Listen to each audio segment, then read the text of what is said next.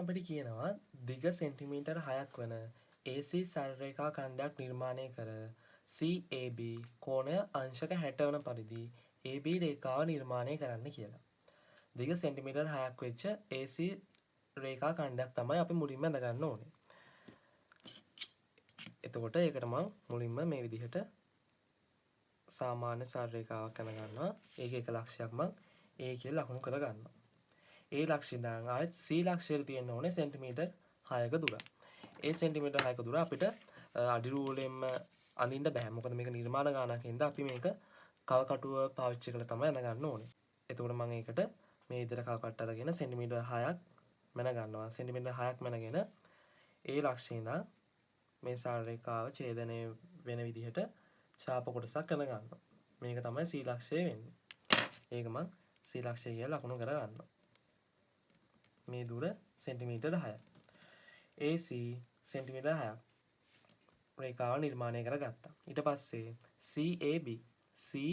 CAB කෝණය අංශක 60ක් වන පරිදි AB රේඛාව නිර්මාණය කරන්න කියනවා. CAB මේ A ලක්ෂයේදී අංශක 60ක් තමයි නිර්මාණය වෙන්න ඕනේ. අංශක 60 නිර්මාණය වුණාට පස්සේ තමයි AB රේඛාව අපිට ලැබෙන්නේ. ඒ කියන්නේ මෙහෙම අපි රේඛාව තියෙද්දි AC කියලා රේඛාව තියෙද්දි මෙතනින් අංශක 60ක් අපි නිර්මාණය කරනවා. ඒ අංශක 60 මෙතනින් ආවා කියලා හිතන්න. මෙතනින් ආවට පස්සේ A ඔස්සේ තමයි මේ කියන්නේ AB රේඛාව තියෙන්නේ. මෙතන අංශක 60 කෝණයක් තමයි එන්න ඕනේ. එතකොට අපි මෙතනින් අංශක 60 කෝණය නිර්මාණය කරගත්තා නම් හරි. අංශක 60 කෝණය නිර්මාණය කරගන්න මේ විදිහට මුලින්ම ඡාප කොටසක් අඳ ගන්නවා. ඡාප කොටසක් අඳගෙන මේ කව කට්ටේ තියෙන දිග වෙනස් කරන්නේ නැතුව මේ විදිහට ආයෙත් ඡාප කොටසක් අඳ ගන්නවා. මෙතනින් තමයි AB රේඛාව මේ කියන්නේ AB රේඛාව එන්න ඕනේ. මෙතනදී අපිට ප්‍රශ්නේදී AB රේඛාවේ දිග සඳහන් කරලා නැති හින්දා අපිට කැමති ටිකක් ගන්න පුළුවන්. ඒක ප්‍රශ්නයක් වෙන්නේ නැහැ හින්දා මේ විදිහට යම් තා දුරකට මම AB රේඛාව අඳ ගන්නවා. මේ AB රේඛාව. මේ AB රේඛාව මේ කෝණය අංශක 60ද කියලා බලා ගන්න මම මේ වෙලාවේ කෝණමානය අරගෙන මැනලා බලන්න. මේක අපිට විභාගෙදි කරන්න බෑ. හැබැයි දැන් මම මේ ගානේ දැන් දෙක හරිද කියලා බලන්න තමයි මම මේ විදිහට කෝණමානය අරගෙන මැනලා බලන්නේ. කෝණමානය තිබ්බොත් අංශක 60 මෙතනින් ලකුණු වෙනවා. එතකොට අපි දැන් n දෙක හරියටම හරි. AB රේඛාව අපි අඳගත්තා. A රෝමි ලකම් 1. රෝමි ලකම් 2ේදී කියනවා CAB කෝණ සමච්ඡේදක නිර්මාණය කරන්න කියලා. CAB කෝණය මේ තියෙන්නේ. මේ කෝණේ කෝණ සමච්ඡේදක නිර්මාණය කරන්න තියෙන්නේ. එතකොට කෝණ සමච්ඡේදක නිර්මාණය කරන්න කව කට්ට අරගෙන මේ ඡාප කොටස එක ලක්ෂයක් අරගෙන මේ විදිහට කොටසක් අඳ ගන්නවා. ආයෙත් දිග වෙනස් කරන්නේ නැතුව මේ ලක්ෂයෙන් දනුත් ආයෙත් ඡාප කොටසක් අඳ ගන්නවා.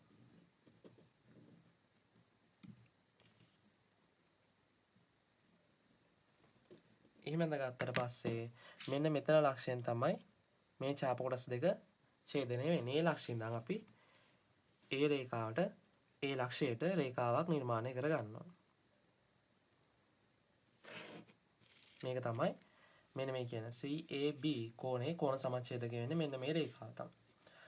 රෝමි ලකම් 3ේදී අපිට කියනවා ඉහත නිර්මාණය කළ කෝණ සමච්ඡේදකයේ මත O කේන්ද්‍රයේ පිහිටන්නා වූද O කේන්ද්‍රයේ පිහිටන්නා වූද C හිදී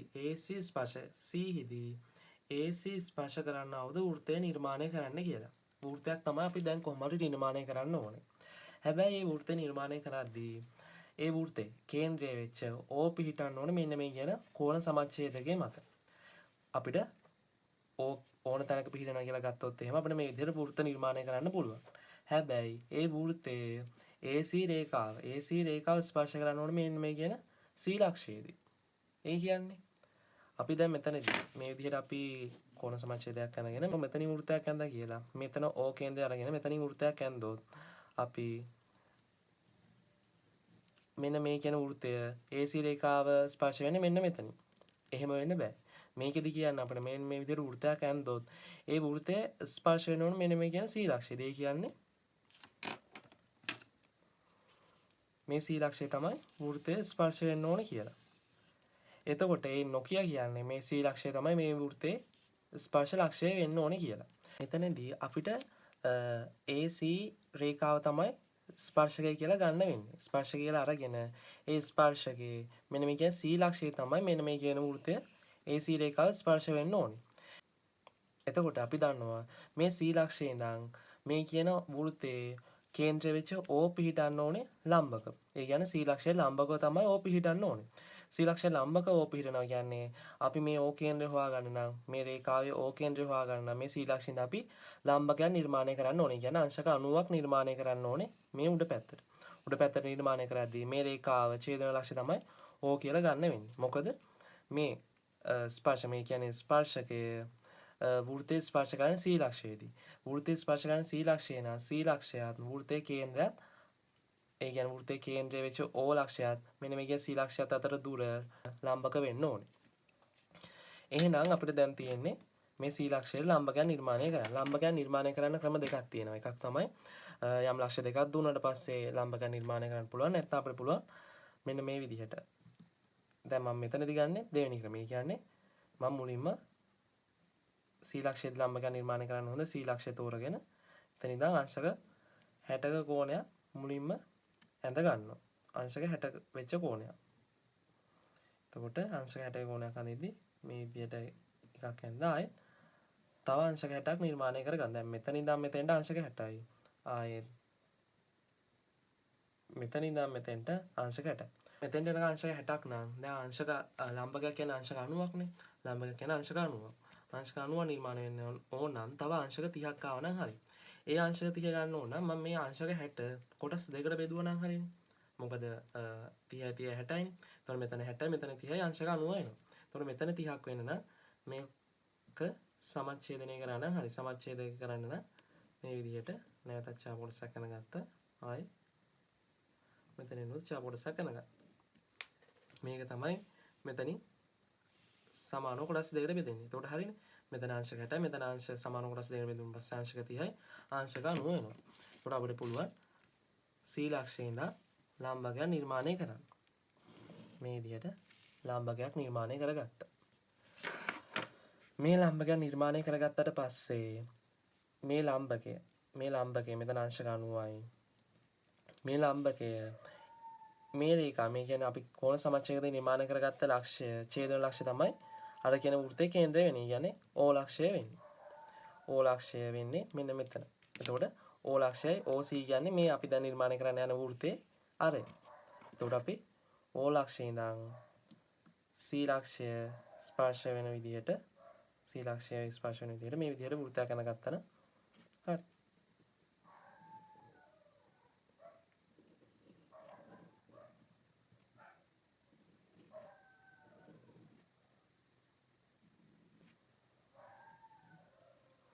අංශක 60 ලකුණු වුණා.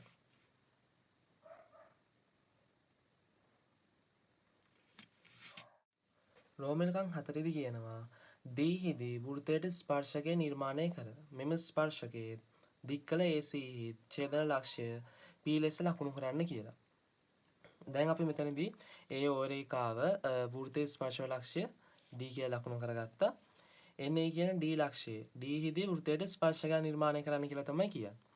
ඒ ස්පර්ශක නිර්මාණය කරගත්තට පස්සේ මේ දික් AC රේඛාවත් තව දික් කරන්න කියනවා. මේ විදිහට AC රේඛාව දික් කරන්න කියනවා. D හිදී ස්පර්ශකය නිර්මාණය කරද්දී මේ විදිහට ස්පර්ශයක් වෙනවා. ඒ ස්පර්ශක මේ දික් කළ AC රේඛා ඡේදන ලක්ෂය P විදිහට ලකුණු කරන්න කියලා තමයි කියන්නේ.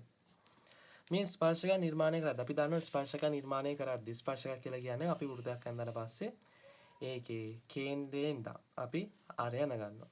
ඒ අරය අඳගත්තට පස්සේ මෙන්න මේ කියන අරයට ලම්බක අපි රේඛාවක් නිර්මාණය කරගත්තා. ඒ කියන්නේ මෙතන අංශක 90ක්. මේ අරයට ලම්බක අංශක 90ක් වෙච්ච ලම්බක රේඛාව නිර්මාණය කරගත්තොත් මේ රේඛාව මේ වෘත්තයට ස්පර්ශකයක් වෙනවා. එතකොට අපිට දැන් මෙතනදී කියනවා D ලක්ෂයේ තමයි මේ ස්පර්ශකය නිර්මාණය කරන්න ඕනේ කියලා. D ලක්ෂයෙන් ඉඳන් ලම්බ සමච්ඡේදයක් නිර්මාණය කරගත්තා නම් වැඩේ හරි. එතකොට දැන් මම මෙතනදී නිර්මාණය කරගෙන තියෙනවා. අපි බලමු මේක කොහොමද නිර්මාණය කරගත්තේ කියලා. මෙතනදී මම මුලින්ම කරේ D ලක්ෂයේ ඉඳන් අංශක 90 නිර්මාණය කරගන්න ඕන හින්දා මම මුලින්ම අංශක 60ක් නිර්මාණය කරගත්තා. එතකොට අංශක 60 කෝණය නිර්මාණය කරද්දී අපි දන්නවා මේ විදිහට අඳගෙන ඒ කාවටි තියෙන දිග වෙනස් කරන්නේ නැතුව ආයෙත් නැවතත් ඡාප කොටසක් මේ විදිහට අඳගත්තා. ආයෙත් අංශක 120 වෙන්න ආයෙත් මේ විදිහට ඡාප කොටසක් අඳගත්තා. එතකොට මෙතන ඉඳන් මෙතන අංශක 60යි මෙතන ඉඳන් මෙතනත් අංශක 60යි. ඔක්කොම අංශක 120ක් මෙතන තියෙනවා. හැබැයි දැන් අපිට ඕනේ ලම්බක නිර්මාණය කරද්දී අංශක 90ක් විතරයි. මෙතනින් අපිට අංශක 60ක් ගන්න පුළුවන්. තව අපිට අංශක 30ක් ඉතුරුයි. ඒ අංශක 30 ගන්න ඕන නම් මෙතන අංශක 60 මෙතන ඉඳන් මෙතෙන්ට අංශක 60ක් තියෙන හින්දා මේ අංශක 60 කොටස් දෙකකට සමානව බෙදුවා නම් අංශක 30ක් එනවා. ඒ අංශක 30යි මෙතන අංශක 60යි අංශක 90 වෙනවා. ඒ හින්දා අපි මෙතන මේ අංශක 60 මෙතන අංශක 60ක කෝණයක් තියෙන හින්දා ඒ අංශක 60 කෝණය සමච්ඡේදනය කරන්න මේ විදියට කෝණ සමච්ඡේදක නිර්මාණය කරන්න තියෙනවා. මෙතන මෙහෙම ඡාපයක් ඇඳලා මෙහෙම ඡාපයක් ඇඳලා. එතකොට මෙතන ඉඳන් මෙහෙම ඇඳලා මෙතනත් අංශක 30යි මෙතනත් අංශක 30යි. මෙතන අංශක 30යි මෙතන අංශක 60යි අංශක 90 නිර්මාණය වෙනවා. එතකොට ඒ රේඛාව මම මෙතෙන්ට වෙනකම් දික් කරගත්තා. එතකොට මෙතන අර කිව් විදිහට ස්පර්ශය නිර්මාණය වුණා. ස්පර්ශය නිර්මාණය වුණ හින්දා මෙතන අංශක 90 නිර්මාණය වුණා. හරි. මේ ස්පර්ශකය දික් කළ AC රේඛාවත් AC රේඛාව දික් කරන් තියෙනවා. මෙන්න මේ ඒ දික් කළ AC රේඛාවත් මේ ස්පර්ශක ඡේදන ලක්ෂ්‍ය P විදිහට අපිට ලකුණු කරන්න කියනවා. ඕක තමයි රෝමිලකම් 4 දී අපිට කියන්නේ. රෝමිලකම් 5 දී අපිට කියනවා DPC කෝණය සමානයි AOC වීමට හේතු දක්වන්න කියලා. DPC කෝණය කියන්නේ මෙන්න මේ කෝණය සහ AOC කෝණය කියන්නේ මෙන්න මෙතන කෝණය කෝණ දෙක සමානයි කියලා පෙන්වන්න තමයි අපිට කියන්නේ. එතකොට මම මෙතන කෝණ දෙක ඔයගොල්ලන්ට පේන ලකුණු කරගන්න. DPC මෙන්න මේ කෝණයයි ආයේ AOC මෙන්න මෙතන කෝණය සමානයි කියලා පෙන්වන්න තමයි තියෙන්නේ. ඕක කොහොමද අපි සමානයි කියලා වෙන්නන්නේ? මෙතන අපි බැලුවොත් මෙතනත් අංශක 90. මෙතනත් අංශක 90ක් නම් මෙතන අපි ස්පර්ශකයක් නිර්මාණය කරලා තියෙනවා. ඒ වගේ මෙතනත් ලම්බකයක් නිර්මාණය කරලා තියෙන්නේ. මෙතනත් අංශක 90. එහෙනම් මෙතනත් අංශක 90යි. ආයෙත් අපි මේ පැත්තෙන් බැලුවොත් මෙතනත් අංශක 90 නිර්මාණය වෙලා තියෙන්නේ ස්පර්ශකයක් ඉඳලා. එහෙනම් මේ පැත්ත අංශක 90යි. එතකොට ඔයගොල්ලන්ට පේනවා මෙතනත් අංශක 90යි මෙතනත් අංශක 90යි.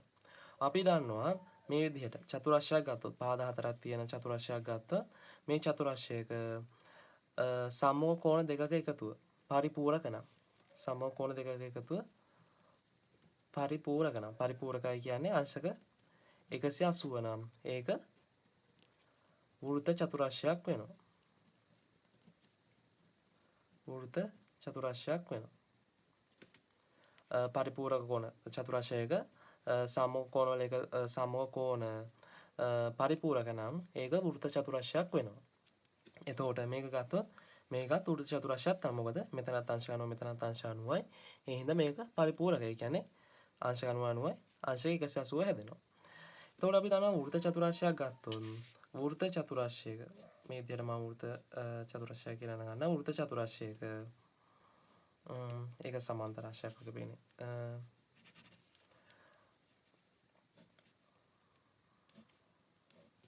මේ විදිහට වෘත්ත චතුරස්‍රයක් ගත්තොත් වෘත්ත චතුරස්‍රයක පාදයක් දික්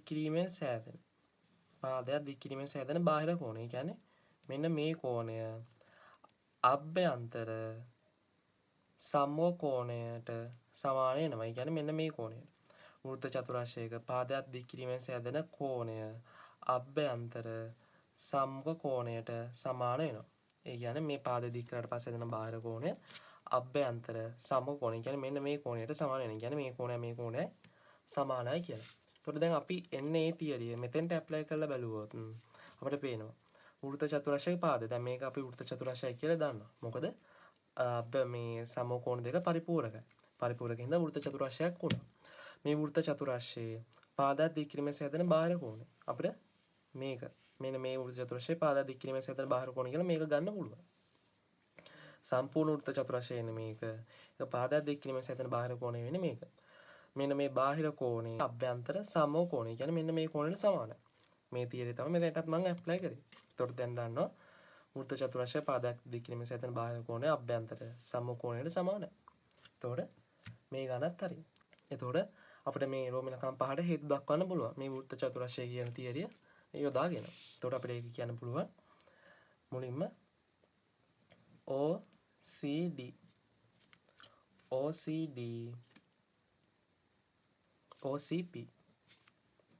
OCP අංශක 90යි. ආයේ ODP අංශක 90යි. අංශක 90 හින්දා අපිට කියන්න පුළුවන් OCPD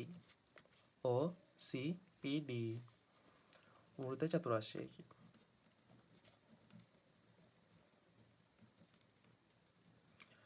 ඊට පස්සේ ආයෙත් අපිට කියන්න පුළුවන්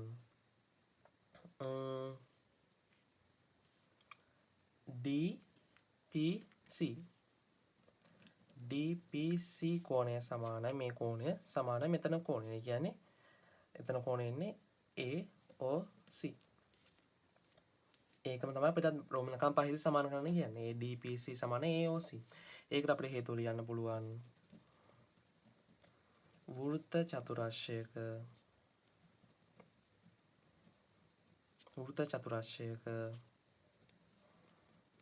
පාදයක්